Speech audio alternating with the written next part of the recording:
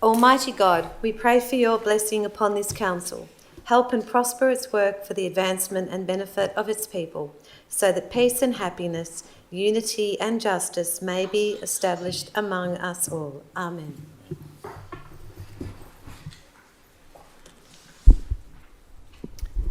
Manningham Council acknowledges the Wurundjeri Woi-wurrung people as the traditional owners of the lands and waterways now known as Manningham. Council pays respect to elders past, present and emerging, and values the ongoing contribution to enrich and appreciate the cultural heritage of Manningham. Council acknowledges and respects Australia's First Peoples as traditional owners of lands and waterways across country and encourages reconciliation between all.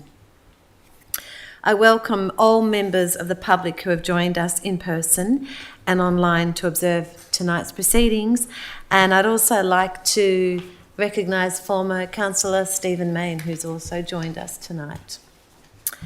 I would like to advise that tonight's proceedings are being audio and video recorded. All care will be taken to maintain your privacy. However, as a visitor in the public gallery, your presence may be recorded. By remaining in the gallery, it is assumed your consent is given in the event your voice and/or image is broadcast by Council. No additional recording of this meeting is permitted without Council's consent.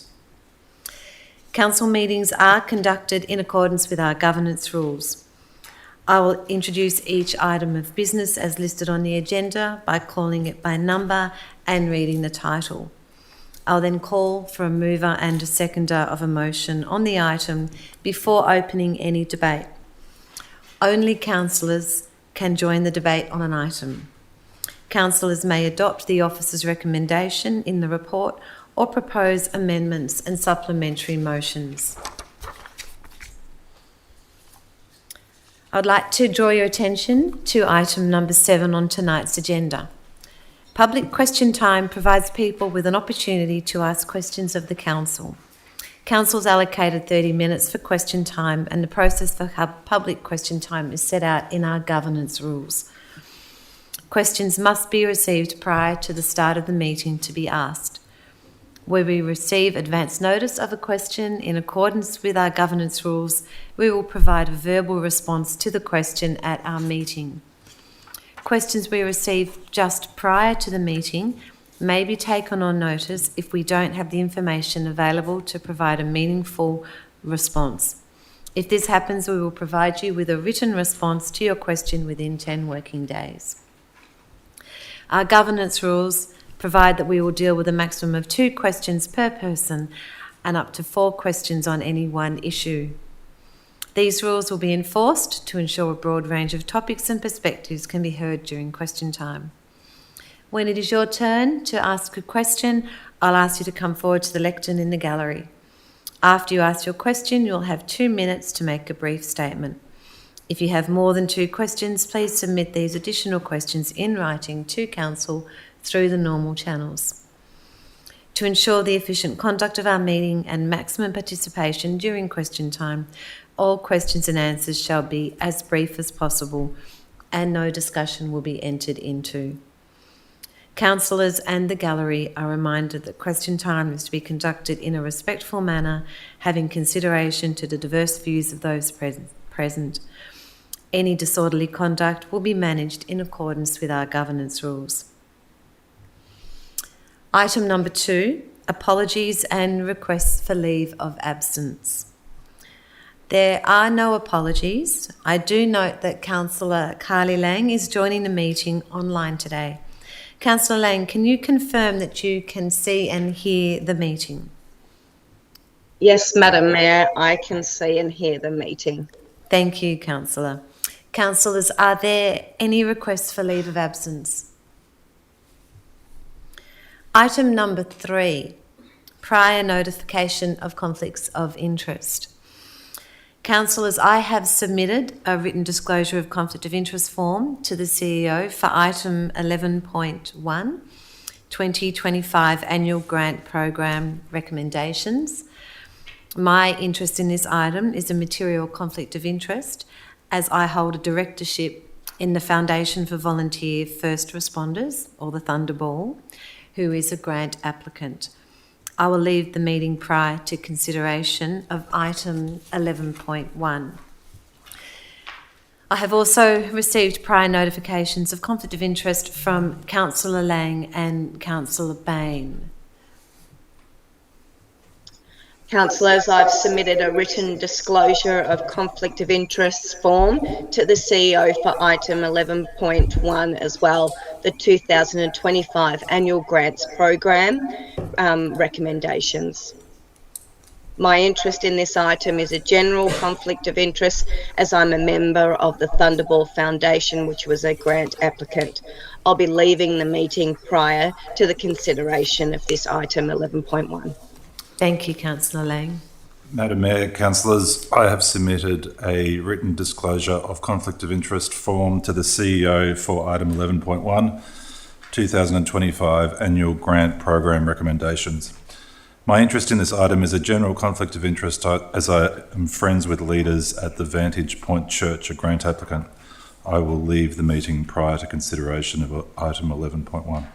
Thank you, Councillor Bain. Would any other councillors like to give notice of a conflict of interest? I'll move to item number 4, confirmation of minutes. Do I have a mover? Thank you, Madam Mayor. I move that the minutes of the council meeting held on the 27th of May 2025 be confirmed. Thank you, Councillor Grievous. Do I have a seconder? I second the motion. Thank you, Councillor Main. All those in favour? And that's carried unanimously. Item number 5, presentations, and we have no presentations tonight. Item number 6, petitions. Firstly, I note that written response has been provided to the lead petitioner from the 29 April 2025 council meeting and is included in the agenda. This will be recorded in the minutes in accordance with sub-rule 58.9 of the governance rules. Councillors, we have received 2 petitions for consideration tonight. The first petition, opposition to the location of the proposed construction of a water pressure reducing station at Timber Ridge Reserve. Councillors, as the ward councillor, I will move this motion that the petition with 29 signatories opposing the location of the proposed construction of a water pressure reducing station at Timber Ridge Reserve be tabled and referred to the relevant officer for response. Do I have a seconder? Madam Mayor, I second. Thank you, Councillor Goff. I will put that to a vote. All those in favour? And that's carried unanimously. Item 6.2, petition homelessness in Warrandyte. Do I have a mover? Councillor Lang. Thank you, Madam Mayor, that the petition with 16 signatories regarding homelessness in Warrandyte be tabled and referred to the relevant officer for response. Thank you, Councillor Lang. Do I have a seconder? Councillor Conlon. Thank you.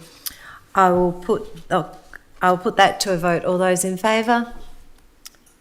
And that's carried unanimously. Thank you, councillors. Item number 7, public question time. We have received several questions for tonight's council meeting. Anyone who has registered a question with council will have the opportunity to read out their question or choose to have their question read out by the CEO. Our first question tonight comes from Mr. Colin Aitken. As Colin is not present in the gallery this evening, I will invite our CEO, Mr. Andrew Day, to read the questions on their behalf.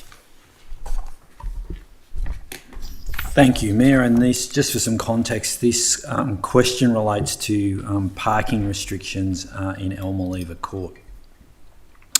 Question 1 is, when will parking restrictions be implemented in Elmer Court beyond the one no parking sign that covers one parking site? Of note, the sign appears to be in the wrong place and as previously advised, and leaves residents and others more exposed to risk than was advised or is sensible? And the second question, which I'll also ask, is can you advise why there is such a long delay to erecting the signs, considering the acknowledged position we are all in? Thank you, Andrew. I'm going to ask Andrea Szymanski, who is the Acting Director of City Services, to provide a response. Thank you, Andrea. Thank you. I spoke with Colin briefly on Friday and provided an update, but again, in response to the question tonight, all of the standard off-the-shelf signs that we did have in place, the no standing, no parking, the poles and the footings that Council had within our depot have been installed. As of today, the 2P resident permit areas signs that were manufactured have been delivered to Council and have also been installed in Ilma Court and Rob Close. Tomorrow, the officers will conduct quality assurance throughout Tranche 1 and confirm that all the signs as per the parking plan have been implemented as proposed. In regards to question 2, as noted, a delay in the supply of the 2P areas was a result of the delay. As such, they've been installed today. Thanks. Thank you, Andrea. Our next question is from Amanda Ducroux. As Amanda is not present in the gallery this evening, I'll again ask our CEO, Mr. Andrew Day, to read the questions on their behalf. Thank you, Mayor. And these questions are in relation to tree canopy. Question 1 is, will Council please identify the areas of most concern to it regarding the impact of changes to Victorians' planning scheme on canopy tree cover in Manningham? And the second question is, will Council please specify the matters that it raised with the Victorian State Government in relation to the impact of changes in Victoria's planning scheme on canopy tree cover for Manningham? Thank you, Andrew. I'm going to ask Andrew McMaster, who is our Director of City Planning and Livability, to provide a response. Thank you, Mayor, and thank you, Amanda, for your question. All councils that are in the Eastern Region group of councils of which Council is a member of, have concerns about loss of tree canopy in the region due to greater development density. Through Amendment VC 267, the State Government introduced the Townhouse and Low-Rise Code into Victorian planning schemes. This code introduced a number of deemed to comply provisions, and where a development complies with those provisions, Council must approve the development with no third-party appeal rights to VCAT.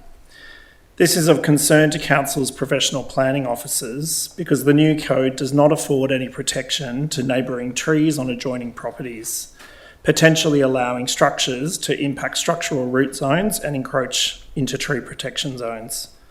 We view this lack of protection as the area of most concern in the new code when it comes to tree canopy cover. In relation to question 2, Council has provided submissions to the State Government on planning reforms on a number of occasions in the last 12 months. In its submission on a plan for Victoria, Council noted that the State Government housing targets will have implications for existing tree cover, impacting quality of life for our residents, and we called on the State Government to provide innovative solutions for urban greening to help to achieve an increase in canopy cover on both public and private land. We prepared a specific submission to planning scheme changes as well, calling on the State Government to require development to incorporate suitable spacing for significant and canopy trees. We also recommended in that submission decision guidelines which encourage the retention of established street trees, which we said should be protected at all costs. Most recently, Council submitted to a parliamentary inquiry on Planning Scheme Amendment VC 267. In that submission, we recommended specifically that the landscaping provisions of Clause 55 for Victorian planning schemes require consideration of the impacts that proposed buildings will have on trees on adjoining properties. We press that this is an imperative to ensure site-responsive designs and the protection of the urban tree canopy coverage. While the inquiry's recommendations have not been taken up by the State Government, Council's advocacy on this part of the reforms will be ongoing. Thank you, Andrew.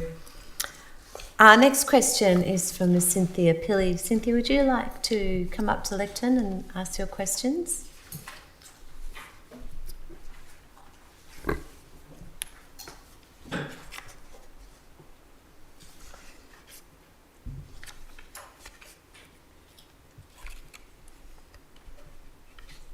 This one, at the front.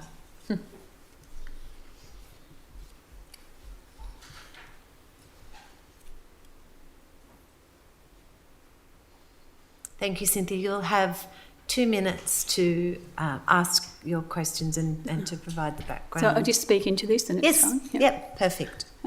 So I'm here tonight to, I wish to draw attention to the fate of canopy trees in Manningham, so it's more questions on this important matter. We just have to find a way to stop cutting down trees and to do it quickly. Close to me in Rosamond Crescent, 2 large trees have been cut down in recent weeks. It took 2 days of intense chainsawing and mulching into the night. Now, this adds to the moonscaping of a property directly behind me, when several large canopy trees were removed early last year. It's unlikely that other residents aren't witnessing the same destruction. And I recognise too that councillors and you, Mayor Deirdre Diamanti, have taken on this issue with intense seriousness, and thank you. But it appears that apart from Warrandyte trees, canopy trees in Manningham still have no protection. So my first question is, unless rational information is presented to justify trees removal, so what specific impediments does council still face to prevent it taking urgent steps to ensure that canopy trees are protected under the planning scheme or under local laws? And my second question, if I may, what use is being made of Manningham Matters to promote backyard canopy trees, suggested species to plant, and the reasons why council promotes trees, seeks to protect the trees we still have to reduce urban temperatures and to help keep Manningham cool? Thank you, Cynthia. Thank you for your advocacy on this important point. I'm going to ask Andrew McMaster, Director of City Planning and Livability, to provide your responses. Thank you, Mayor, and thank you, Cynthia, for your question. My response to the earlier question talked about some of the challenges or impediments that council faces for tree canopy retention due to planning reform at the state government level, which binds all councils across Victoria. Protection of tree canopy is a matter which is under active consideration by the Eastern Region group of councils and indeed by our officers internally as well. And while it's not technically an impediment, we will need to be having a discussion with our councillors and the community about retention of tree canopy into the future. We look forward to continuing this discussion with yourself and the community over the course of the next council plan. On your second question, thank you for the terrific suggestion of utilising Manningham Matters. Obviously, it's a publication that reaches every household within Manningham. I think your suggestion of promoting retention of tree canopy and protection of tree canopy trees within backyards is an excellent suggestion. I'll be passing it through to our engaged community teams for them to action. So thank you. Thank you, Andrew. Our next question is from Stephen Main. Stephen, would you like to come to the lectern? And so you have 2 minutes to speak to the question and then to ask the questions. Thank you, Mayor. Good evening, councillors. So my 2 written questions are longer than what was submitted into the question box in handwriting, so I'll just read out a slightly longer version and that can sort of count as the preamble. I won't do any other preamble. And these questions are probably more directed at the councillors as a group rather than the officers, and any responses could possibly come during the course of the council meeting when the relevant issues come up, as opposed to immediately. So there doesn't need to be any response immediately to these questions. The first question is, with 15 informal meetings of councillors to approve in item 13.2 tonight, will councillors take the opportunity of summarising in the chamber what happened at some of these important meetings, rather than the usual tick and flick approach with no discussion when approving this monthly item?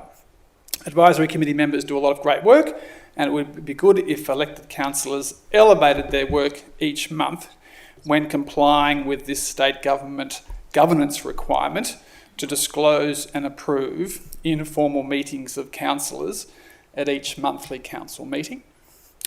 And the second question is on the budget. Having received an unexpected and little talked about cash windfall of $26.24 million in other income in the 2024-25 financial outcome, largely from compulsory land sales in Bulleen to the North East Link project, will councillors amend the proposed budget on the floor tonight and freeze the waste charge, repeating what they did on draft budget night last year, rather than imposing the proposed excessive 16% increase in the 2025-26 waste charge, especially considering when council's cash balance is projected to be a very healthy $83.44 million by June 30, 2026. Thank you. Thank you, Stephen. And as you said, they're questions that we've noted and that we will then raise as we go through our council meeting. Thank you for your questions.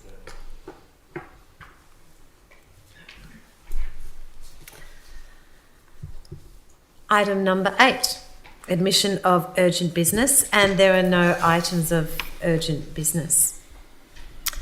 Item number 9, planning permit applications, and there are no planning permit applications that require a decision of council this month.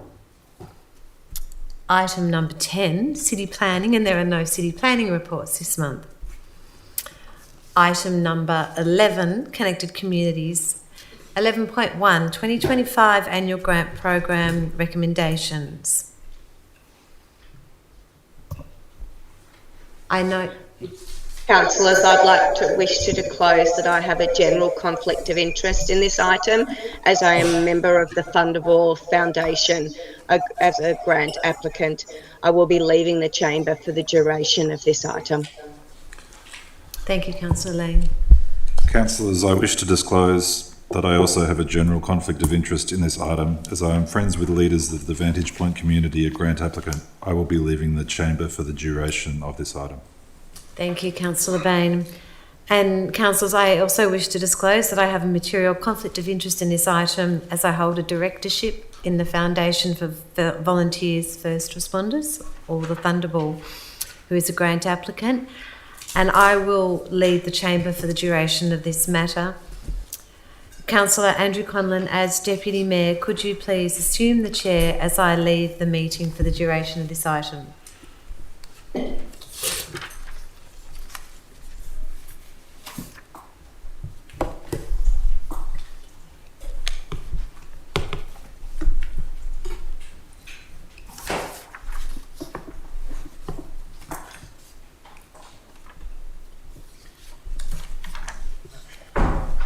Thank you, councillors. Do I have a mover for the motion?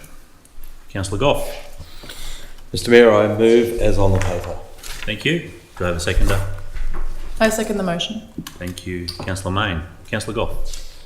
Thank you. Every year we come to a grants program. We've got small grants and we've got major grants that come out throughout our community to support really a lot of the programs that we have in our council, basically in our council events, or what we're going to do, our council plan.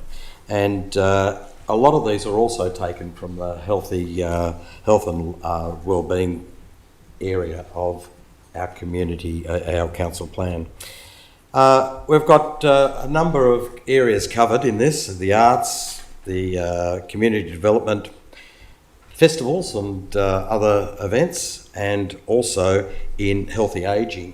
And we can see that this year we're making a large amount of funds available to organisations and areas within the healthy ageing category, because basically, like myself, we are all ageing, and it is one of the larger groups. Probably there's between 35 and 40% of our community are regarded into that era of life that is ageing, and most people really do want to age in place in Manningham, so it is a great thing. We've got a small amount of ratepayers' money that we can disperse to different organisations to do this particular thing, and this is outlining where and the groups that are going to receive the funding. I'd like to thank the people, that we've got a committee that comes together. It comes together a number of times to actually choose. And it's a hard thing because you'd like to be able to give things to everybody, but we only got a certain amount. We can only give so much to each. And we want the programs to be fully funded. And in this case, we're adding an extra nearly $10,000 to make sure that the programs that we've outlined here are fully funded for the coming year. So I'd like to congratulate the groups that have got it and ask the groups that haven't received funding to perhaps put in for next year. And I'd like to thank the committee and everybody for going through the arduous, and it is a difficult task, to actually highlight the ones that we should be doing. And believe me, it's done with a lot of conscience and working through it. Not that the people that don't receive it have put in a bad thing, but we're trying to match as best we can our particular program for the coming year with the funds that we're getting out here, and hopefully things with other groups may fit in next time. Okay, so thanks very much. Thank you, Councillor Goff. Councillor Main. Yes, thank you, Deputy Mayor. I'm very pleased to speak in support of this great program. It plays a really vital role in strengthening our community by supporting the incredible work of our not-for-profits here in Manningham and really helping bring life to some of these amazing ideas that ultimately enrich the lives of our residents. So this year we received 57 applications, followed through by a 3-stage assessment program with 30 applications that have been recommended for funding, totalling $314,000 approximately. While this did slightly exceed our budget by just $9,000, officers have proposed a sensible reallocation from our 2025-26 small grants budget, a solution that aligns with best practice and ensures more deserving projects can proceed. So just in terms of process, I'll have a bit more context. So Council really tried to offer a variety of resources to assist organisations with their applications. We offered in-person information sessions held in February, a recorded session was made available online, and a grant writing workshop was facilitated by not-for-profit training. And officers also ensured the process was accessible by providing translation support and accepting applications in simplified Chinese as well. And yeah, I just wanted to clarify that these applications were then reviewed by a panel that consists of community members from our advisory committees and council officers. So council laws actually aren't involved in deciding the outcomes of these grants, and I'm really comfortable relying on these experts. So as Councillor Goff did, I want to thank all these amazing applications, especially those who weren't successful this round. We really encourage you to apply next time. And ultimately this program is about building connection, encouraging participation and supporting people who make Manningham such an amazing place to live. And I really can't wait to see all these programs play out. Thank you. Thank you, Councillor Main. Are there any speakers against the motion? Are there any other speakers to the motion or for the motion? Nope. In that case, I'll put the motion to a vote. Those in favour? And carried unanimously. Thank you, councillors. I'd now like to invite the Mayor to return, and Councillor Lang online, and Councillor Peter Bain.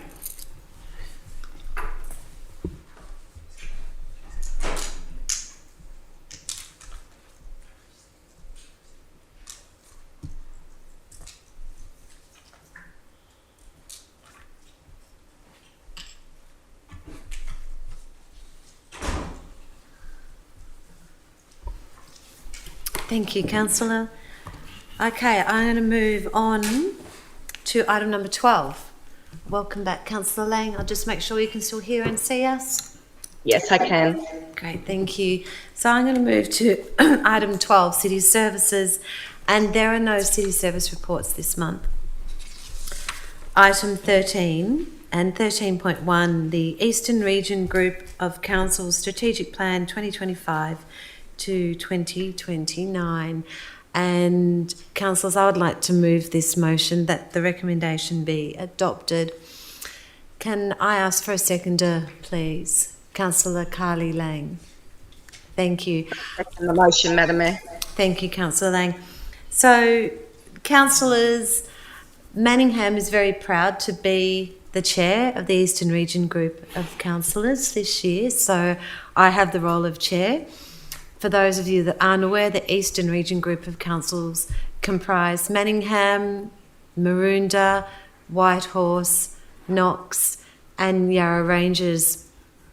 And as a group of councils, we have more than 1 million residents living in the Eastern Region. And as a group, we come together both to share advocacy items, whether it be advocacy ahead of an election or advocacy, for example, the most recent advocacy around planning changes. And we also come together to talk about shared initiatives. And councillors, we're all very aware of the need to be financially sustainable and a lot of the financial headwinds. And part of our initiatives together are looking at shared services. So the Eastern Region Group of Councils has put together a strategic plan with 5 priorities. The first priority is around shared services and shared procurements, which goes to the heart of those cost efficiencies. The next priority, councils, around transforming movement across the East. And we all know in Manningham, we might not have a train or a tram, but we've got some very good buses. But how do we work with our Eastern Region Group to extend our bus services, to have new bus services, to create direct links between Doncaster East or Warrandyte and Box Hill or Ringwood? So transforming movement is a really important priority. There's also a priority around economic development. So our businesses don't just work in one municipality, they cross borders. So how do we work collaboratively to increase opportunities for our businesses? And that could be in sharing business hubs or business networks or business training. And another strong priority, councillors, is in community safety. And we all know from our community engagement, from what we hear every day, that community safety is a priority for our residents, and it's equally a priority for our Eastern Region Group of councils. So how we work together in community safety, on community safety initiatives, which include a community safety roundtable. So councillors, I find the Eastern Region Group of Councils an incredibly valuable group to be working within. I'm really looking forward to the programs that we can deliver over the next 4 years under this strategic plan. And I'm hoping that you will also see the value and endorse the strategic plan. Councillor Carly Lang, would you like to speak to the motion? Yes, thank you, Madam Mayor. You've done a really good job with going through the priorities. I guess I just wanted to inform councillors that these priorities are built on the 4 pillars of the strategic plan, which is around people, places, economy and environment. And we know that in the plan, it talks about building a resilient and inclusive communities with better access to services, health, housing, education and employment. And that's where you see some of those priorities coming out. In terms of places, the Eastern Region Group are quite livable places, and connection between their neighbourhoods and their infrastructure. You don't just live in one municipality and do everything within it. You often cross boundaries. So it's how we look at advocating and supplying places for our people. In terms of economy, the Eastern Region contributes about 50 million to the economy and hosts 11% of Melbourne's jobs. So the plan supports our diverse local employment and innovation and industry growth, which really supports our new council or our community vision as well. And then the last pillar is environment, and it prioritises, when great to have those 2 questions previously, it really prioritises sustainability by providing air and water quality, restoring tree canopy, reducing urban heat and improving our flood resilience. And these are all important issues for Manningham, but they're also important for the whole Eastern Region. And I guess when you join, what's the benefit of being part of Eastern Region councillors? Well, it's about when you join a group advocating for the same thing, you amplify the voice, you improve efficiencies, and you improve access and services to infrastructure. So I hope we can support this. Thank you. Thank you, Councillor Lang. Do I have any councillors against the motion? Do I have any other councillors for the motion? Councillor Conlon. No, only to thank you, the Mayor, for chairing the ERG. It's been great, and it's it's been a really good process getting through the strategic plan. And also congratulations to Liz Johnson for coordinating it all. And yeah, it's been a really effective process, and look forward to seeing some good results. Thank you. Thank you, Councillor Conlon. I'll put that to a vote. All those in favour? And that's carried unanimously. Item 13.2, informal meetings of councillors. Do I have a mover? I move that the motion be and the recommendation be adopted, Madam Mayor. Thank you, Councillor El Taha. Do I have a seconder? I'll second that motion, Madam Mayor. Thank you, Councillor Grievous. Councillor El Taha, would you like to speak to the motion? Yes, I would, Madam Mayor. And given we had former Councillor Main's comments here regarding some insights into this meeting, I feel slightly on the spot here, but I welcome the invitation to transparency. So the first thing that I just want to note is that disclosing these meetings is no longer a requirement under the Local Government Act of 2020. However, Council continues to disclose this information publicly in the interest of transparency. I'm going to talk to two of the committees that I was part of and just provide a little bit of extra colour to the meeting notes given, and I'll leave any room for my fellow councillors to do the same. So the first one I just wanted to shed some insight on was the Youth Committee meeting, which I am a member of, and it's chaired by current Councillor Laura May. And this was the first time this new group of the Youth Committee came together, and some fun ice-breaking activities were engaged in.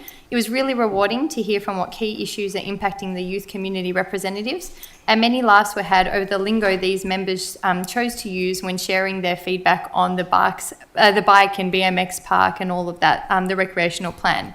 So that was a really rewarding one to be a part of. I'm also a member of the Multicultural Committee that is chaired by Mayor Diamonte, and it was a great opportunity to meet this group. This group was an existing group of members, so it was the first time I was in that meeting along with Councillor Bain, and it was really, really good to hear the pulse of the community via the representatives of various groups across Manningham.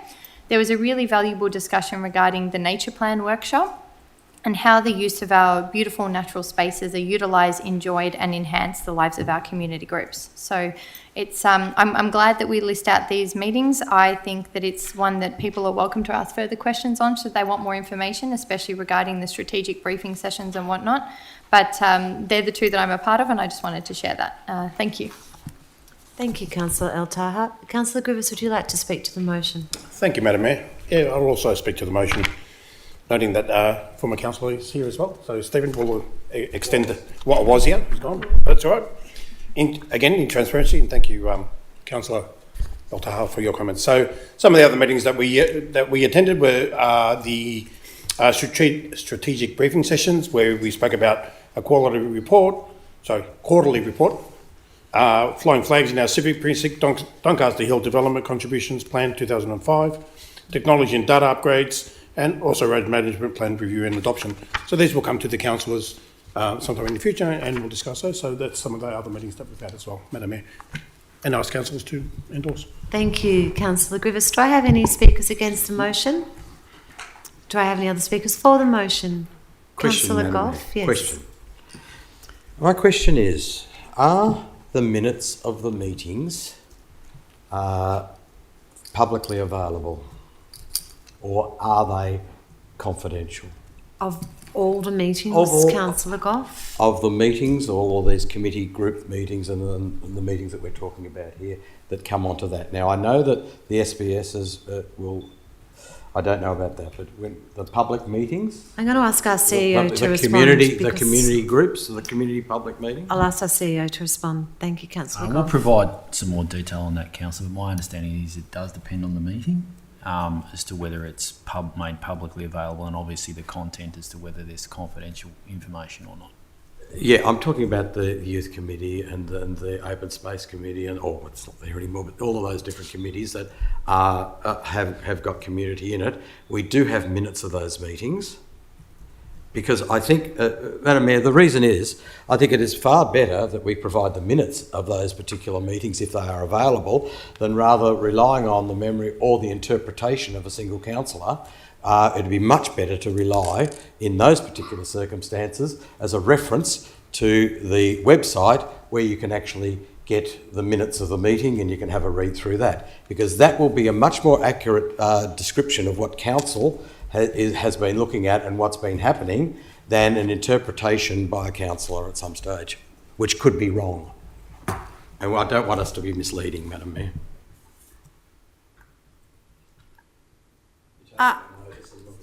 I'll take that on notice, but I would just... I hesitated, Councillor, because I was going to call a point of order that there's a hint that our councillors could be misleading us as a result of recollecting a committee meeting. So I just ask you to be careful in how you speak about councillors recollecting the events at committee meetings, and I'm going to leave it at that. Thank you, Councillor. Do I have any other speakers to the motion? All right, I'm going to put that to a vote. All those in favour? And that's carried unanimously.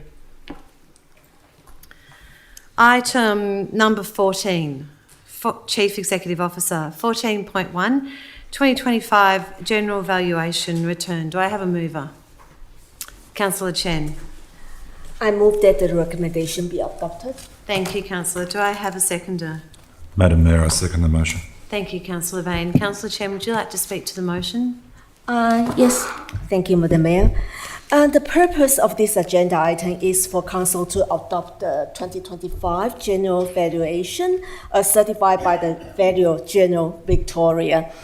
To give context to the General Valuation, all rateable properties valuations for council rates, land tax, and the fire service property levy, which will be replaced by Emergency Services Volunteer Fund levy from tomorrow, are conducted by the Valuer General Victoria using certified practicing valuers. The valuation date for each annual general valuation is the 1st of January. Because of the uncertain economic and property market conditions, a decrease of 1.2% in the capital improved value for all rateable properties in Manningham. That include Manningham's 51,936 residential properties decreased in CIV by 1.3%. Manningham has 50 industrial properties, which reflected a decrease of 3.2%. Our 1,806 commercial properties, including 16 recreational properties, increased slightly by 0.1%. There are lands generally considered non-rateable and pay no rate to council, such as crown land, land used for charitable purpose, religious purposes, municipal purposes, or land owned by us at SL Club. And there are about 462 non-rateable properties in Manningham. The assessed values for each property categories are listed in the agenda paper and will be used as the basis for the 2025-26 rate notices.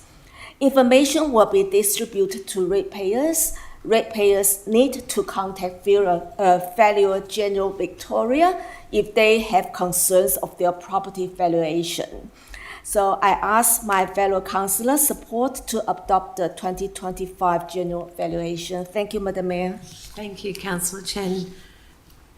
Councillor Bain, would you like to speak to the motion? No, thank you, Madam Mayor. Do I have any speakers against the motion? Do I only have speakers for the motion? Yes, Madam Councillor Mayor. Goff? Thank you, Madam Mayor, and I rise to speak to this particular motion. There are, what comes up every year, the valuations. The interesting thing is you note that the valuation of property in Manningham has, in that last financial year, I suppose, in the year, or not the financial, the calendar year of 2024, did decrease by 1.3% across the board. Some houses would have gone down more in value, others not. That doesn't make very much difference to council because we charge our rates on what we're actually asking for, but it does make a difference to the state government that will be receiving a little bit less on their valuations. Just like to draw attention to a couple of things, and there are a couple of anomalies within this new system that I think we need to actually sort out. Because basically, if we are taking the valuation as on the 31st of December is when it is, and it's applied for the year beginning the 1st of January. Now, if you are a owner of a property and you wish to object to that valuation, people paying land tax will actually get a valuation much earlier on, and they will know that the value of their particular property has gone up or down. I don't know what goes to the average person on where their property is on that particular list, but basically it will end up that if you object, you need to actually object again. If you've already objected to the Valuer General, if you've already done it on the land tax in February, March, April when you got your bill, and the land tax will not, the Valuer General last year took till January this year to adjust their values from last year. So in other words, they're going to get that higher rate for the whole year for the council rates as well of a value. And I think it is pretty unjust that the state government will take so long to actually get an objection back in a valuation, up to 6 months, 8 months, and make sure that the next valuation is after the deeming date of the 31st for this year's, which means that the higher value again is put onto a council this year, that then the person has to object again to get it. So there is a real issue with the speediness of the state government and the ability to get those valuations out in time. And I'd like to be sure of that we do something about that. The second thing about this whole bit, I suppose, is the other one of the valuations for, I suppose it's the schools, it's the things that we don't actually rate. All of those schools, churches, a whole lot of other buildings around that we do not rate. And that comes to quite a sizable amount of money. I think, yeah, it is a huge amount of money in that, but as in the value. But we are having to send out the state government fire services levy to all of these places that will be paying it according to the value of their properties too. So this is another area in which, you know, we are actually, I suppose, being involved since we've come to do the fire services levy, which is the last few years, to actually run that for the state government as well, and basically with a tax collector for the state government. And I believe that we need as a sector to separate ourselves. Thank you, Councillor Time. Thank you. Thank you, and we can talk more in future items about that very important point. Thank you, Councillor. Do I have any other speakers to the motion? Well, I will put that to a vote. All those in favour? And that's carried unanimously. This brings us to item 14.2, recreational lands, charges in lieu of rates 2025-26. Do I have a mover?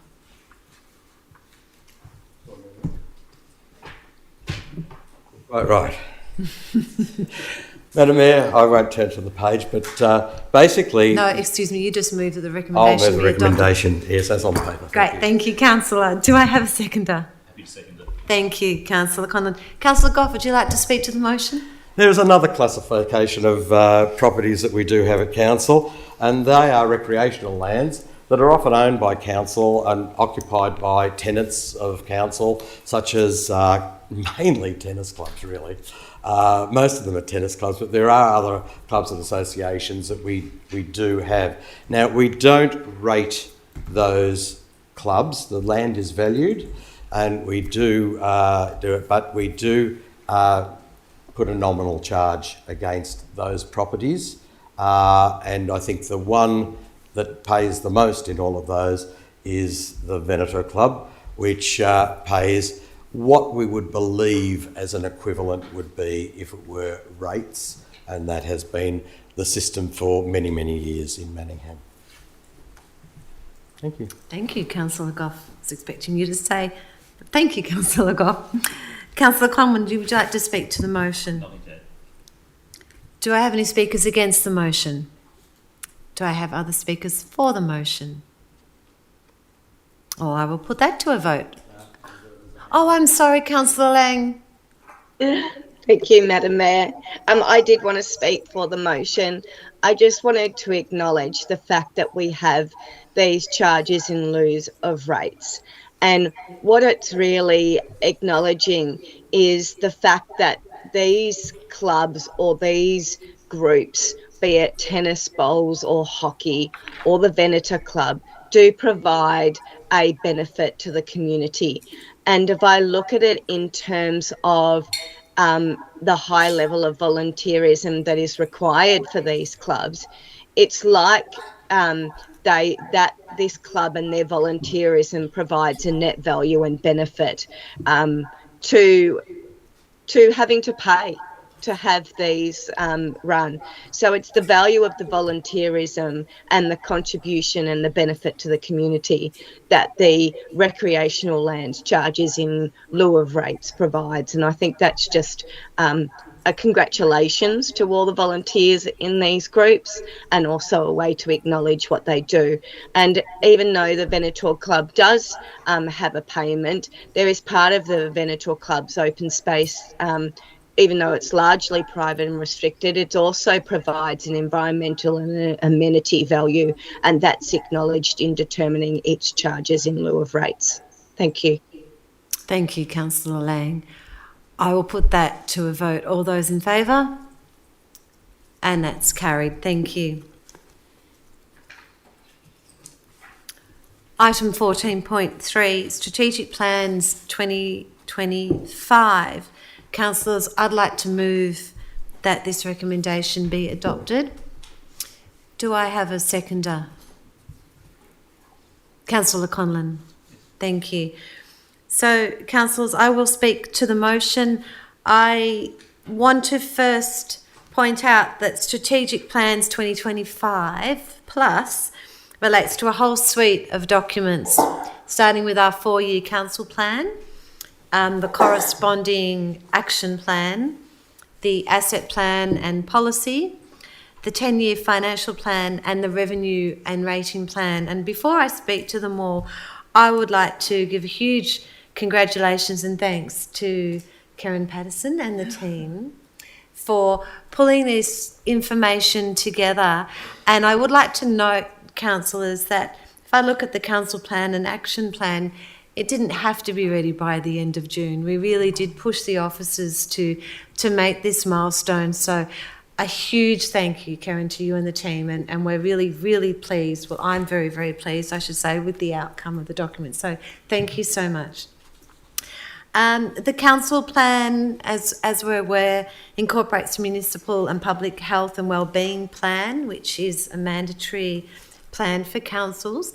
And there are 10 health priorities. I won't go through all of them, but notable health priorities which we talk to in our council plan and action plan include improved sexual and reproductive health, decreasing harm from tobacco and e-cigarette use, including vapes, increasing wellbeing and healthy eating and active living, and preventing all forms of violence. So our council plan and action plan speaks well to those key priorities.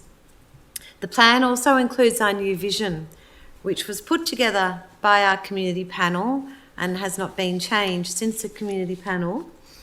And I'd like to read it out. Manningham is a harmonious, inclusive and safe community that is committed to sustainable growth, wellbeing and innovation. We celebrate our diversity and natural environment while fostering a connected community that enriches the lives of all. The council plan also includes a council mission, and again, indulge me, councillors, because I want to read out the council mission, because we all spend a considerable amount of time with these words, so these are important words for us. We serve our community with integrity and transparency, delivering services and infrastructure, building partnerships and advocating. We are financially and environmentally sustainable, so Manningham thrives now and for future generations.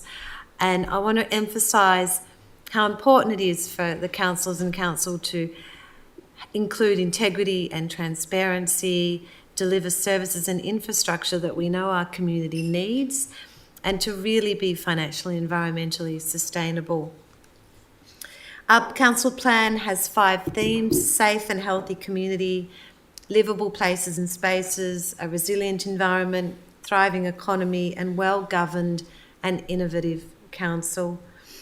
The action plan details the operational actions in support of these themes and the objectives that sit under it. Importantly, and we have a community panel representative here, our council plan and action plan were developed in partnership through the community panel, dedicating hundreds of volunteer time over many, many months to look at what's so important to Manningham now and the future. So again, a huge thank you to the community panel for your input and to all of the different community approaches and engagement. And I do believe that this is a council plan that has been built from the ground up. And you can track our progress against the council plan and action plan in Manningham Matters and also in our quarterly reports and annual reports. And that was another key theme from the community panel. How do we know that you're progressing against these? Just briefly on the other documents, because I know councillors, you'll also want to speak. The asset plan is our 10-year plan and includes information about the maintenance, renewal, operation, upgrade, disposal and decommissioning of our assets under council's control. And then we have the 10-year financial plan, 2025 to 2026 to 2034, 2035, which is really our current and projected financial capacity to deliver our quality services and infrastructure while always being financially sustainable. So I really do encourage councillors, you to support this strategic suite of documents. I applaud our transparency at council, and if adopted, these will all be public documents, and I really encourage our community to have a look at the plan, the action plan, the asset plan, the 10-year financial plan, the revenue and rating plan, to keep us accountable as well. Thank you, councillors. Councillor Conlon, would you like to speak to the motion? Thank you, Madam Mayor.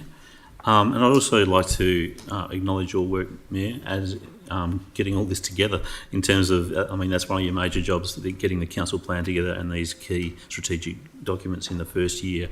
So thank you for your leadership and getting us all to work together. No plan's perfect, I would say, but it's a pretty damn good one. So, thank you to you. I'd actually like to just concentrate on the 10-year financial plan for a minute, because ex-councillor Stephen Mayne raised a question about what are you doing with all this money? Well, if you look just a couple of years down the track, we've got $45 million cash projected, not 80 million, because we've gone and spent a whole lot of it by then. Out of that, how much do you think is unrestricted? Maybe half of it? Well, it turns out 2.8 million, which is about 5% of that cash, is unrestricted. The rest is restricted. And so I'm quite pleased with our long-term projections. We aren't sitting on a lot of cash. We're actually planning what we do with our cash, which is probably a much better way of conducting ourselves, I'd say. So congratulations to the officers for putting the long-term financial plan together, and it bodes well for financial sustainability, which is critical. And you can see around Australia where councils have not kept up with their infrastructure spending, and their roads are falling apart, their footpaths are not getting built. There's a whole lot of things going wrong. They're spending the money in the wrong places, but I'm happy with this plan, Mayor and fellow councillors, that it does actually give us a long-term glide path towards better, more capital works that benefit the community, and we're not frittling away cash on do good moments or something. We're just being very conservative, and I think that's the best way to run a council. And I wish other levels of government would too, because as you'll see when we get to the, I'll talk about that later actually, but there's a significant impost being put on our residents, as Councillor Goff intimated before, through the so-called emergency service levy, the landfill levy, etc. These are all costs that are actually getting hit our residents far more than our actual rates, and don't give them anything more. And unfortunately, we as council often get the blame for their overall bill being significantly more than inflation. But we have kept our rates down to the 3% in the projection. So my time's up. I will stop. Thank you. It was a meaningful look, wasn't it, Councillor? Do I have any speakers against the motion? Do I have other speakers for the motion? Councillor Laura Main. Thank you, Mayor. This really is a huge motion, but I just want to speak more to the council plan and the action plan. In my opinion, and I'm sure my colleagues will agree, it truly is the most important document that we make during our term, and as discussed, it will guide us for the next 4 years. At its heart, this plan is about building a safe, healthy and inclusive Manningham. It covers such a broad array of initiatives across the 5 key themes, and I am comfortable that this plan really reflects the priorities of our council group and community after all of the extensive consultation and the tireless work of our officers. This plan reflects so many things that are so close to my heart. Just to pull out a few from our major initiatives, if I won't bore you with a bit of a list, we're aiming to foster a welcoming community where everyone, including new arrivals, can belong and participate in social, cultural and economic and civic life, improve the mental health and wellbeing of our community in all stages to connect and reduce loneliness, plan, design, deliver our valued parks and open spaces to meet changing community needs, demonstrates stewardship initiatives, support climate resilient community and work towards our Council 2028 and Community 2035 net zero emission targets, enhance the diversity, use and development of sport and rec facilities throughout Manningham, enhance tree canopy in our urban areas to adapt to climate change and housing pressures, support small businesses and community groups to thrive. And I mean, that's only to name just a few of our really high level priorities. Our action plan then just goes into more detail about the how and how we're going to achieve these goals that we're setting ourselves. And we will be keeping ourselves accountable over the rest of our term, referring back to this plan continually. So I'd like to echo the sentiments of my colleagues and thank the officers and the community for all the work that's gone into this amazing project and all the other supporting strategic documents. I'm looking forward to seeing how it all plays out over the rest of our term. Thank you. Thank you, Councillor Main. Do I have other councillors? Councillor Lang. Thank you, Madam Mayor. I echo the sentiments of all previous speakers. I just wanted to call out the extensive community consultation that shaped the future and the drafting of this plan. I note that the survey was sent to all Manningham households and businesses with over 1,269 responses identifying key community priorities. There was targeted conversations held with groups such as our multicultural communities, people with disability, younger and older people, and our advisory partners. And then we had our community panel of 40 diverse members who met over 6 months and did an incredible amount of work and consideration and efforts to provide feedback, and they're the ones that came up with our 2040 community vision and made 14 recommendations that guided the council's strategic plans. So, as you said, Madam Mayor, this was a suite of plans. It also included an engagement summary and a gender impact assessment as well. And in all of this, it was very clear that for a municipality that covers a large distance, it's one of our largest metropolitan local government areas of 114 kilometres squared, ranging from Bulleen to Wonga Park. We know that it has the asset of city versus country with natural spaces as well as vibrant vibrant economies, and it has natural spaces of our Yarra River flowing through it, as well as protected green wedge areas. And so with all of this, it's a lovely landscape and opportunity to live in, but there is also then the dynamics of looking after all of these priorities. And so with this, we have a culturally rich population, we have an ageing population, we have vibrant neighbourhoods, parks, wineries, shopping precincts. There's so much to consider in a council plan. And when you have to consider all our 100 plus services, as well as our 2.7 billion in community assets, to put all of that together in transparency and have a goal that really does look after the well-being of residents who live, work and play here, that's no small feat. And I noticed that the real mission of all of these suite of documents is to serve with integrity and transparency, working in partnership with other organisations to be able to ensure a financially and environmental sustainability for Manningham. So I'm very pleased to be able to recommend my fellow councillors to be endorsing this suite of 2025 plus documents. Thank you, Councillor. Do I have other speakers to the motion? Councillor Chen. Well, I actually encourage everyone to read Council's action plans, because action plan details the operational actions to deliver on the action on the exact action Council plan that is a 4 years Council plan.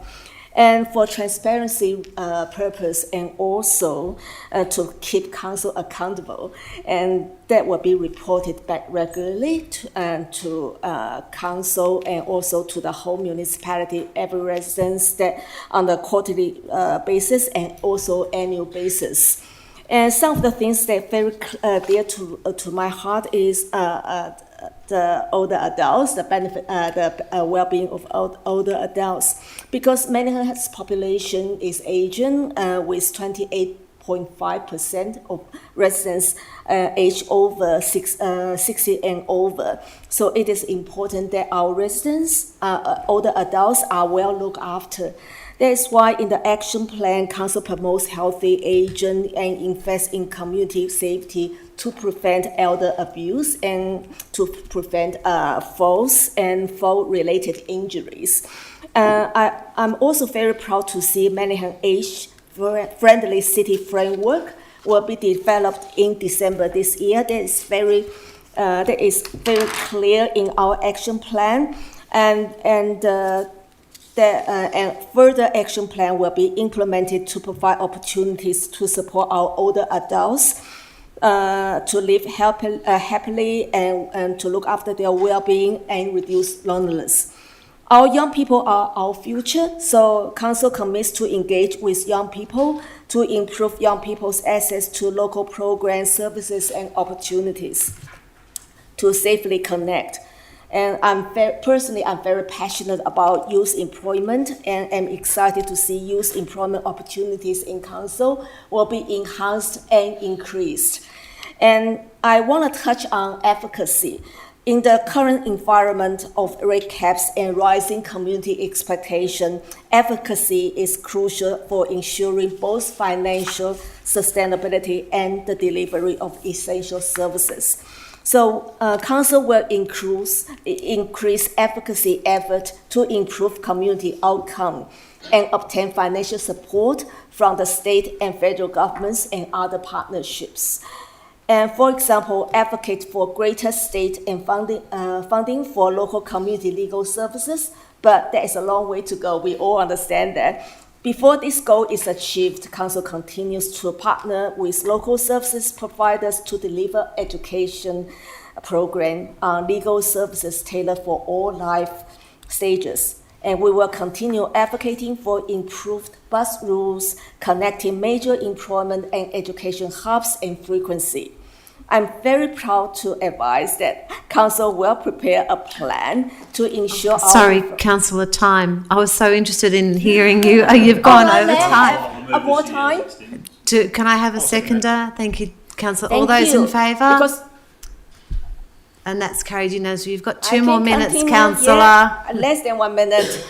So a plan to ensure our infrastructure planning and funding allocation process respond to housing and population growth required by the state government housing target, which I personally think is very, very important. So the council plan and action plan have taken a lot of dedication and hard work to develop, so I thank our officers to put everything together, and of course everyone who have been involved in this long process. Thank you. Thank you, Councillor. Do I have any other speakers to the motion? Councillor El-Taha. Thank you, Madam Mayor. Firstly, I'd like to thank the council officers for their mammoth work captured in putting these documents together and the months it took to compile them, along with significant buy-in from the community via the community panel process. I wanted to call out in the Strategic Council documents the focus on council assessing and investigating the utilisation of its assets, be it cash, property or land, to optimise outcomes for the community members. In addition to ensuring all core responsibilities are well delivered and managed in terms of high quality roads and infrastructure, efficient waste management services, and providing vital community services to a wide range of members such as maternal child health support, support to our elderly community members and sports and clubs, a sound strategy and investment plan is vital to Manningham in order to optimise council's care for its assets that it manages on behalf of the community. This is a key focus for myself as a councillor, and I, along with my fellow councillors, are very mindful of the significant weight of responsibility that bears, as are the officers.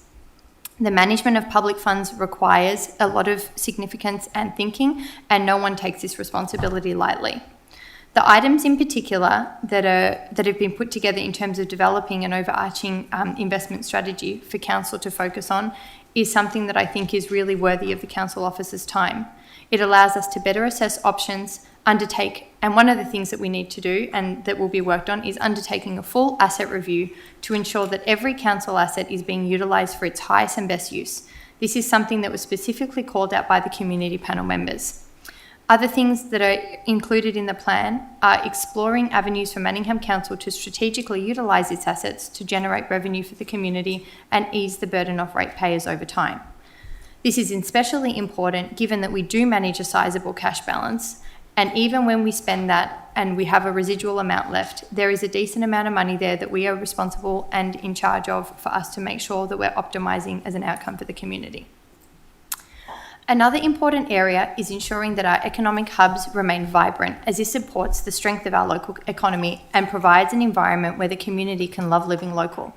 I know myself as a mother to young children, the ability to pop into quality local shops is a privilege, and I'm glad that Council sees the importance of working towards supporting these, and there are imperative ways that Council can offer support and create alignment with traders and community members in this regard. Finally, I'm also very excited at the prospect of Manningham Council will investigate the running of personal financial management workshops to support the community during the current cost of living pressures and other economic pressures our community members face.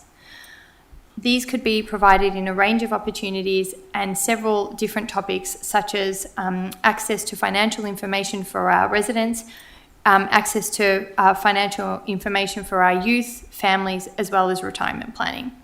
Overall, I'm very pleased to see the amount of focus that the council plan puts in towards strategic thinking and ensuring that the council is managing its assets with care and regard, and I thank the officers again for their work. Thank you, Councillor El-Taha. Would anyone else like to speak to the motion? Or I will put that... Oh, Councillor Goff. Yeah, Madam Mayor, I just want to look at this... I just want to basically go to the 10-year financial plan and talk about the future of Manningham within this. This particular plan, it is a conservative plan, but it is a plan that we can actually do and fulfil without creating difficulties into the future. It's very easy for people to squander money, and people come in with ideas of, oh, we've got this money, we've got to spend it. We've got to spend it straight away. Or we've got to... our income is our ratepayers. Oh, we've just got to cut the rates for those people. We've got to take a responsible look forward. And if you look forward, we start off with about $80 million in there that we have there, and then it comes down to about 60. I think in the end, 60-something. Now that's in 10 years' time. In 10 years, we have more than half the value of $1. So what looks here as if something's staying fairly standard, it is over those period of time really devaluing the amounts. Because quite honestly, when I was growing up, it was 7 years, everything doubled. And I think we might be going into those higher times. Perhaps it's not 7 years, everything doubles. Perhaps it's 10 years, things double. You start looking into perspective of what the future holds. And it's a very difficult thing with council because we are on rate capping. And I'm not saying we shouldn't be rate capped, and I'm not saying that we should keep our rates to go over what inflation is or what CPI is in a year. I think we should moderate ourselves to that particular level. But, you know, to go and spend money or to get loans, we are loan free. We've got a policy that we can borrow, but we really want to be able to pay that off within a certain amount of time. And this 10-year plan actually is the responsible way of looking ahead, not squandering money. We've got money that's come in. Yes, we have land that was our asset that the government took off us and they paid us for that asset. We need to buy the same asset, i.e. land, especially in Doncaster Hill and in the areas that the higher development goes. We need parks. We've had land taken from us, confiscated by the state government. Where's that money going to go? Well, in the future, money like that is going into purchasing more land for us, not to be able to give money back to people in 1 year, in that year. That's not what a responsible organisation does. We are there to look into the future of what we need to do best, not go borrowing just for the sake of it, not go spending just for the sake of it, but to manage what we're doing here in an orderly manner so that everybody profits. We don't profit when we start squandering, going into debt and going broke. Then people pay, all they pay their rates for is interest. You know, when the state government can put up its fees by, or the utilities 20, 30%, and the state government with its fire levy up 200%, you know, really what we put our rates up by is very insignificant. Did you want an extension, Councillor? No, Madam Mayor, I think I've said enough. Right, thank you, Councillor. Anyone else like to speak to the motion? A very important motion. Well, I'll put that to a vote. All those in favour? And that's carried unanimously. Great. Thank you, councillors. Item 14.4, 2025-26 budget adoption and declaration of rates and charges. Do I have a mover? Councillor Conlon. Yes, I'd like to move that the recommendation be adopted. Thank you, Councillor. Do I have a seconder? Madam Mayor, I second the motion. Thank you, Councillor Bain. Councillor Conlon, would you like to speak to the motion? Yes, I would. Thank you, Madam Mayor. This is a good, healthy budget. And just going back on something we touched on before, in terms of the impact to people, like we're talking about 3% increase in rates, but as just going back to something Stephen Mayne asked about, you know, the 16% waste charge increase. About half of that increase is directly due to the landfill levy increase put on to us, in fact, put on to ratepayers by the state government. So we're doing what we can here to be responsible. And as Councillor Goff mentioned before, the emergency services levy that we're now, a new tax effectively that we have to collect on behalf of the state government, we are going to get blamed for that. You know, I can see the phone calls now. How come my rates have gone up so much? And we're going to have to explain this one by one to our residents, but that's okay. We'll explain it. But Madam Mayor, you may not remember writing this letter to the Treasurer in March. I do. It's an important letter. Thank you. Protesting the council was having to collect this emergency services and volunteer fund, and we got an interesting response from the Treasurer, basically saying thanks but no thanks, and I think we made a good argument in that letter about why we shouldn't have to collect this, because now that fire services levy, as Councillor Goff was getting to the figures, is going to be $118 per property on average. No. This is... No, it's it's more- 360,000. Sorry, just this year, is that? 360... increase of 118 on average this year. From the fire services. From the fire services up levy. to 360. Up to 360. It's on average per ratepayer. Yeah, it's a crazy idea in my view, and you can hear the protesters out in the rural areas where this was absolutely going to hammer them, and they've got some reprieve, but they're saying there's this organisation called Not In My Name, and I don't understand why we're collecting this in the state government's name.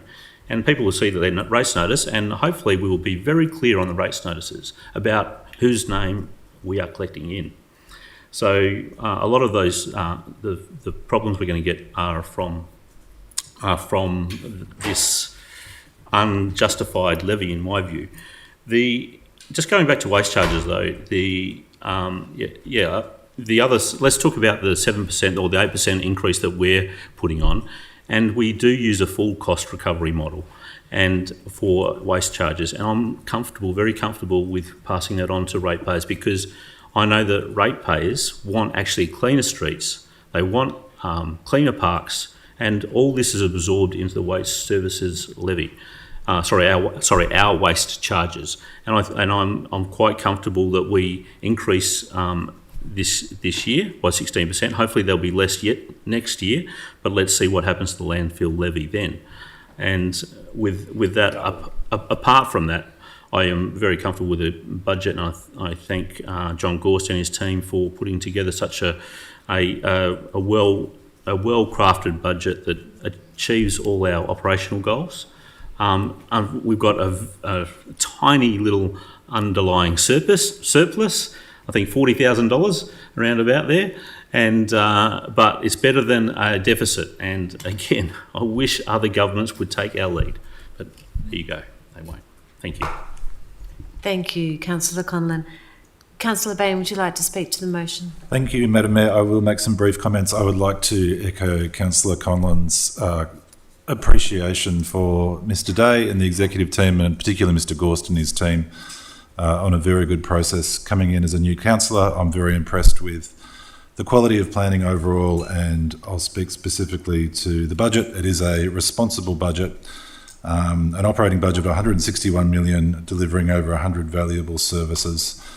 The rates provide rebates for those on a health card, and also a deduction in rates for those on concession cards and Veteran Affairs Gold cards.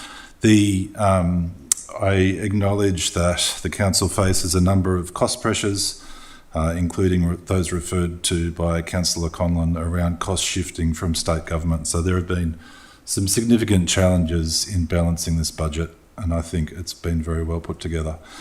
In that $160 million operating budget, there's $23 million for healthy and safe community, $27 million for livable places and spaces, $35 million for a resilient environment, $4 million for a thriving economy, and $36 million for a well-governed and innovative council. This is a budget that very well reflects the first year of the strategic plan which has been written.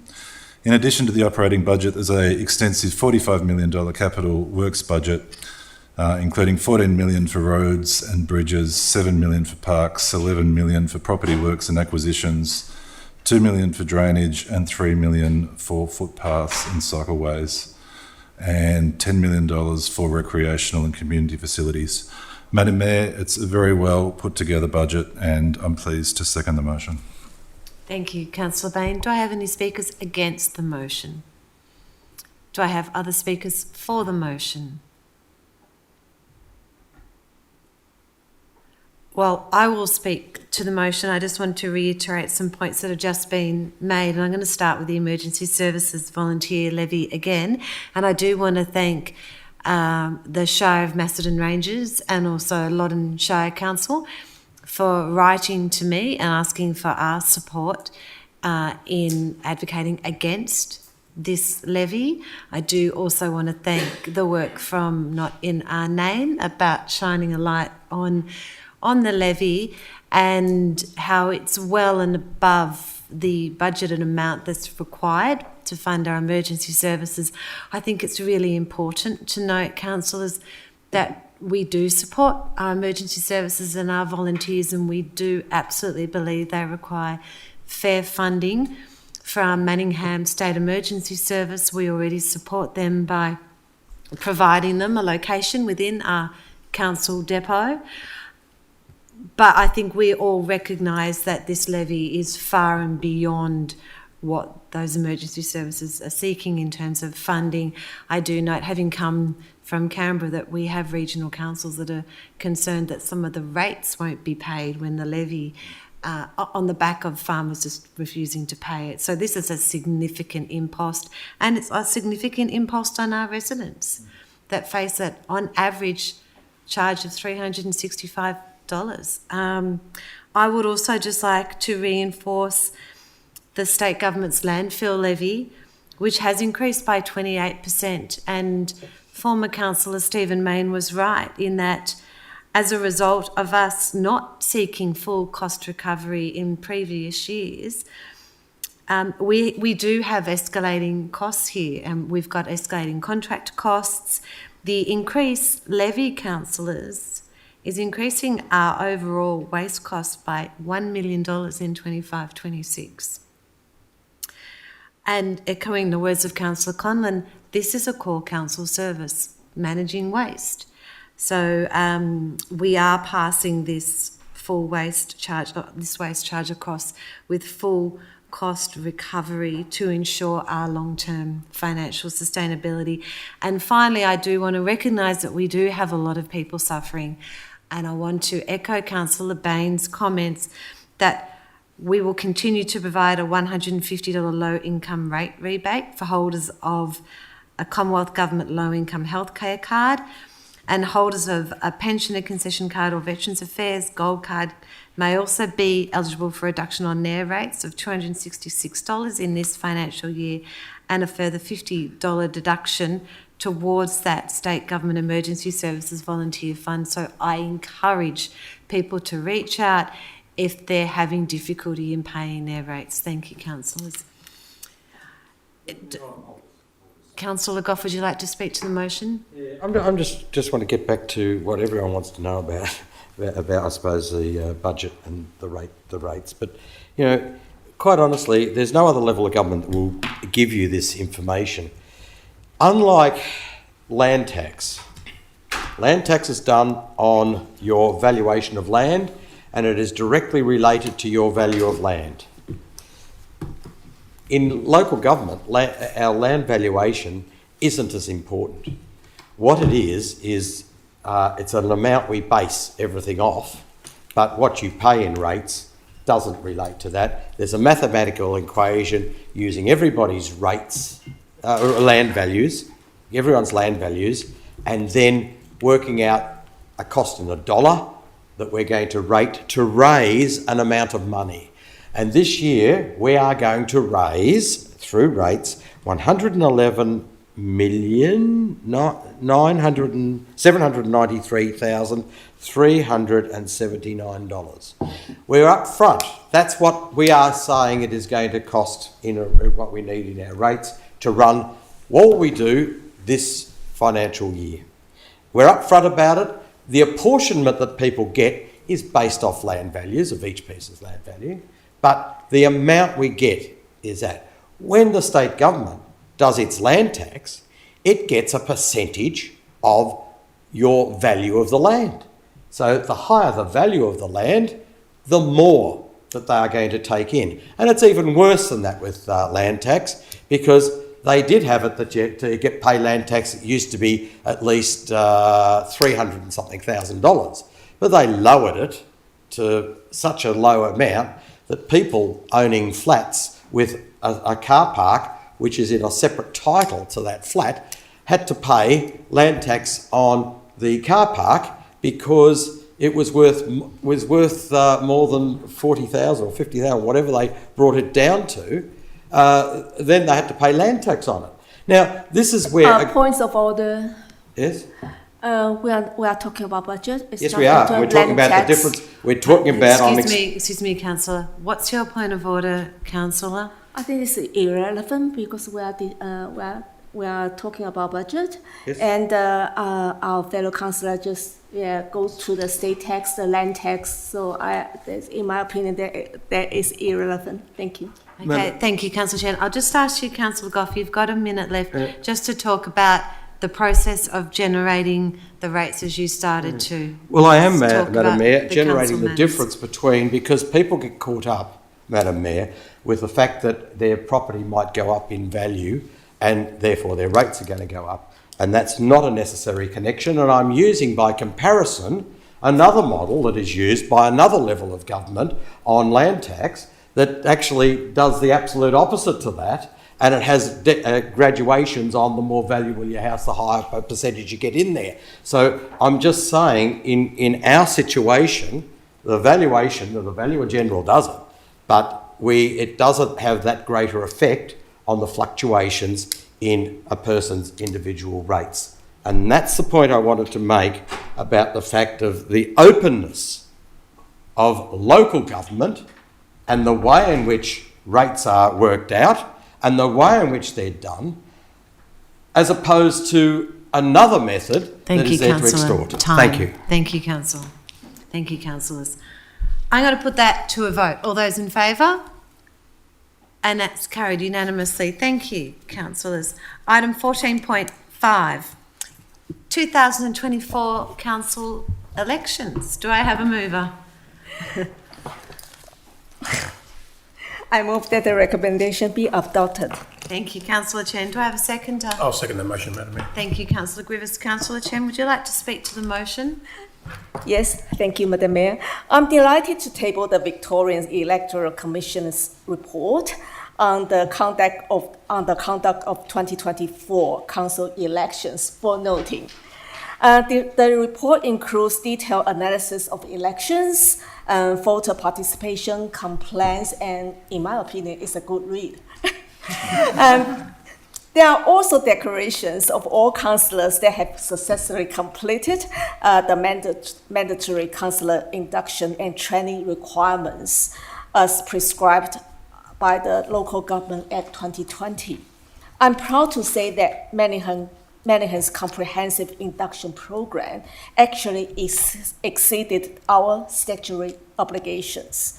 In addition to the mandatory training, councillors attended a series of other Manningham-specific induction sessions. So I couldn't actually recall how many me and other councillors have attended. There's just so many.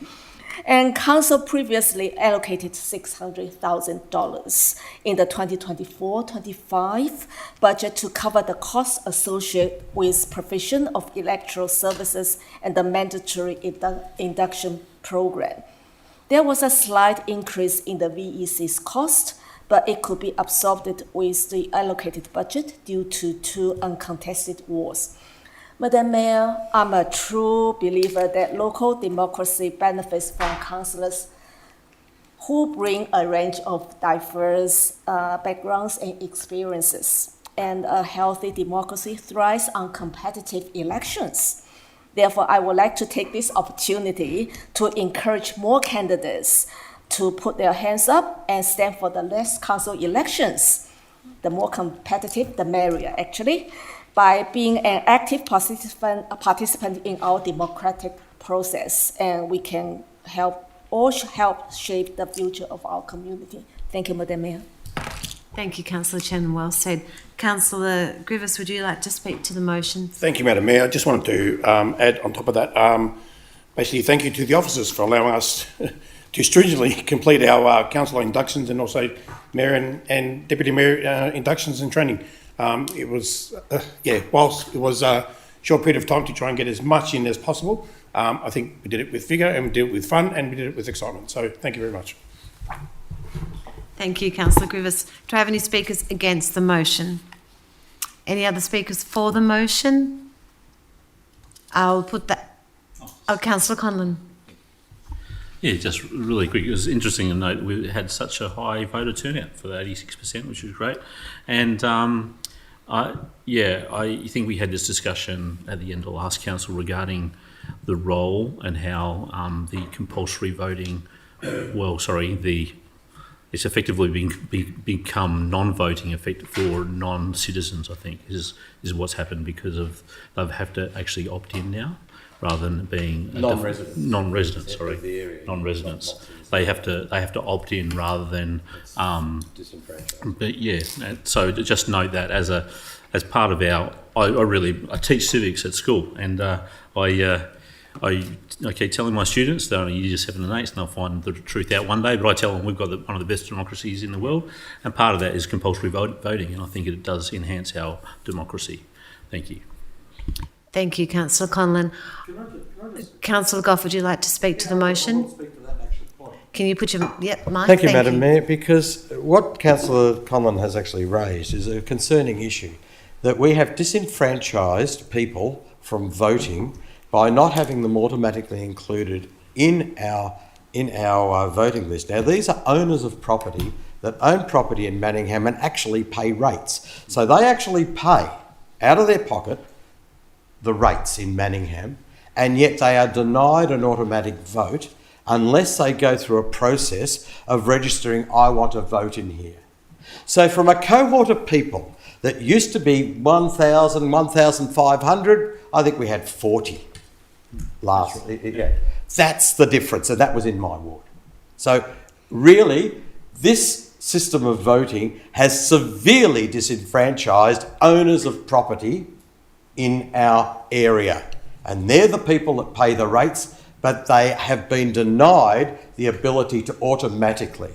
And actually, as a supplementary to this whole thing, if I may, I might have a motion on the fly for you, Madam Mayor, and you might have to look up a few rules now. But, and that is that we write to the state government and other councils asking for the support or the government to change the system of voting to automatically include all those people that own properties in an area, to be automatically included and not go through this farce of being disenfranchised by secret. Now that's what I'm after. Onto that, it could be brought up as another motion some other time if you like, rather than a supplementary motion now. But I think it's an issue local government needs to fight for the rights of people that own property.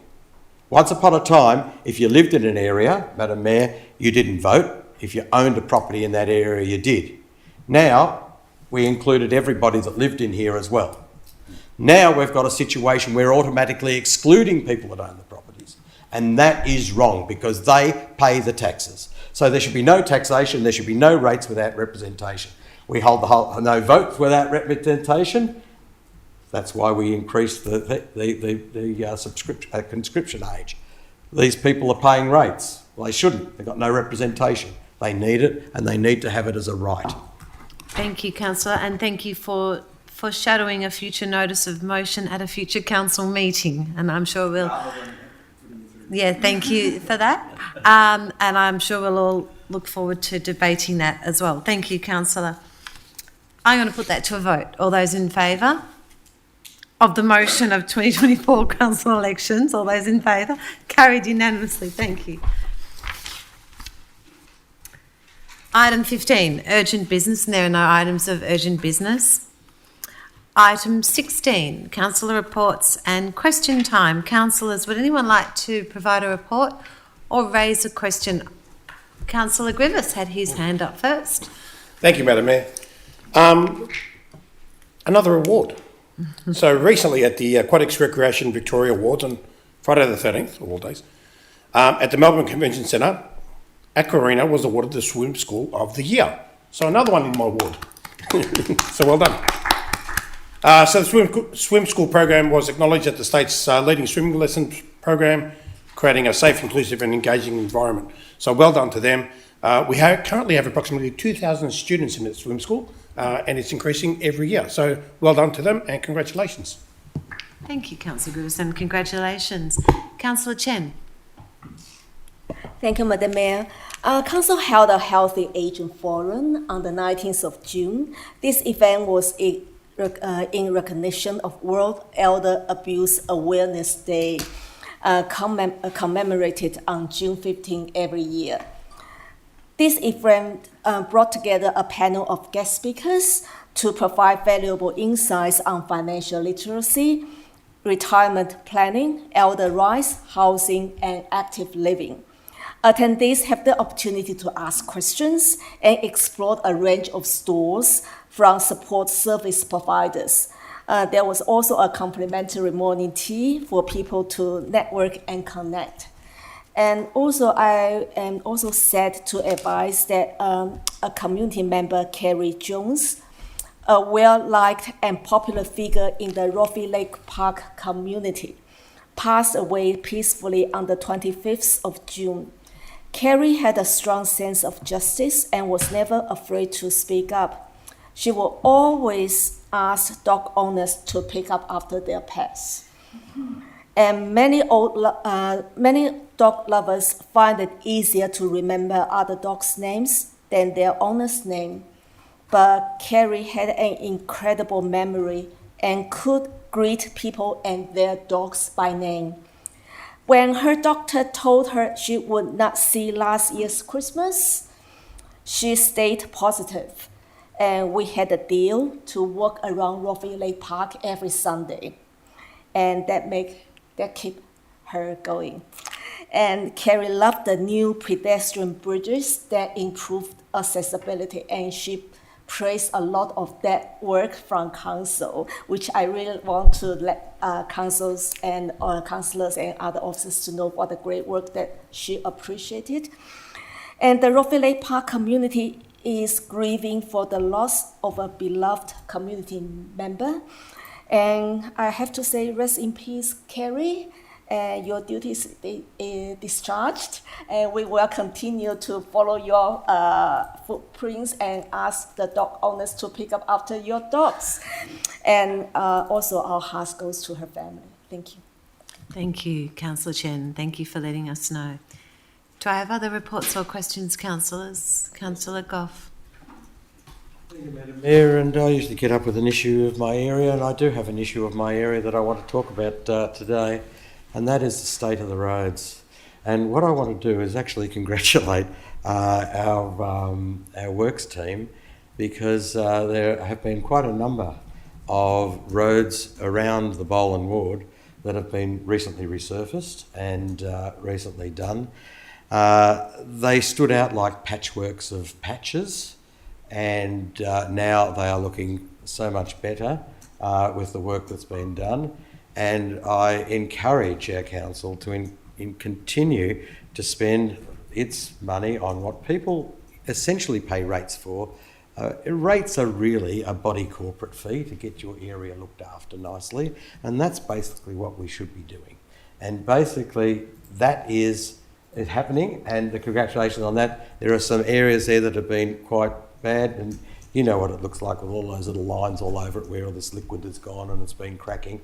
But let me say, I want to congratulate our team on the recognition that potholes and patching and whatever needs to be actually resurfaced, because unless you do, you have to not just resurface but remake the whole road. And it's a very much a shame that our wider state doesn't actually undertake that, because the cost in the future of rebuilding roads in their entirety is going to be prohibitive to debt. And we need to keep on top of it here, because we've got a lot of road and we've got a lot of areas to actually do. But it's great to see, and I'd like to congratulate the office for getting a lot of work done around in the Boland ward, which is looking good.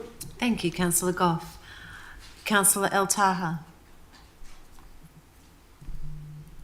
Thank you, Madam Mayor. I firstly wanted to make a statement tonight just regarding the Templestowe Road Route Works project, which sort of officially commenced today, although the pre-works have been happening for a while, with particular reference to the road closures on Anderson Street between Wood and James Street for the next few weeks. I know the council officers have worked to make this process as smooth as possible on the impacted community members, but with any road closure and major roadworks, there are going to be grievances. The works will end up in a better quality road and a much needed safety upgrade, but every construction project has its struggles and this needs to be mitigated via careful management. I know there has rightly been a particular focus on the traders whose operations are greatly impacted by the works, and I have appreciated them sharing their concerns with me in order to liaise with council officers and who have been problem-solving issues. I know council officers have spent a lot of time with the traders working to ensure the community knows that Templestowe Village remains open and that all businesses will remain financially viable during this time, and that the detours have been carefully outlined and managed, including the bus changes. I know today as well that residents of Wood Street were impacted by drivers speeding along the road due to the detour, and there will be safety things that need to be carefully managed over the course of this project, and council officers are assessing this situation imminently. I wish to encourage all community members to reach out to me with any concerns over these works, such that officers can minimise any impact swiftly. Do I have time for my next bit? I also just wanted to ask a question to the council officers tonight regarding the sporting ground allocation process, which I know is also underway. As a first-term councillor, this is an area that is very new to me, but also one that my community cares about very much. And so I would appreciate, and also I think the community would also like the opportunity to hear from officers to get a better understanding of the process that is undertaken to understand how the different grounds get allocated and what the timing of this may be. Thank you very much. Thank you, Councillor El-Taha. I'll ask Lee Robson, Director of Connected Communities, to provide a response if you're able to, Lee. Thank you for that question, Councillor El-Taha. As councillors would be aware, the allocation of our sporting grounds is governed by our policy, which was endorsed by Council in August last year, the Outdoor Sports Infrastructure and Allocations Policy. It has a set of principles in it that guide how we allocate our grounds. For winter, we make more than 700 individual allocations for grounds, and in summer it's usually around 600. So it's quite a complicated process. Where we have clashes, clubs apply for grounds at particular times. If we have clashes, firstly we have a look at our policy and apply the checklist in there. And if there are some clashes, our officers get on the phone to the clubs and talk to them to try and negotiate an outcome. And in most instances, that is quite successful. If there is a tricky issue or a major change to the grounds per club, then we normally raise that with the ward councillor, and on some occasions we bring that to council to discuss the implications of that. So for indoor facilities, we're currently working on a new policy, the priority use guidelines, as part of our indoor sports study, and that will come to this council by the end of this year. Thank you. Thank you, Lee. Councillor Lang. Thank you. Probably a good segue, because tonight I wanted to shine the light on something that I've found truly powerful this month, and that's volunteerism. And I know that we've said that volunteerism statewide is a challenge, but it's been really evident to see it in full force, especially in our clubs, our sports clubs and our recreational organisations. It's not just about giving up time, it's about clubs creating a culture where everyone belongs. And I note that I've been to many events that have been supporting men's mental health, family-friendly events, rallying behind awareness campaigns like cancer awareness and the Big Freezer, and also many ladies' events. The Warrandyte Glamorous Sparkle and Shine, the Park Orchards Cowgirl themes, and Wonga Park's iconic 80s events. But these weren't just about times to have a good time. They were actually events that were created to create for the community to have connection and care.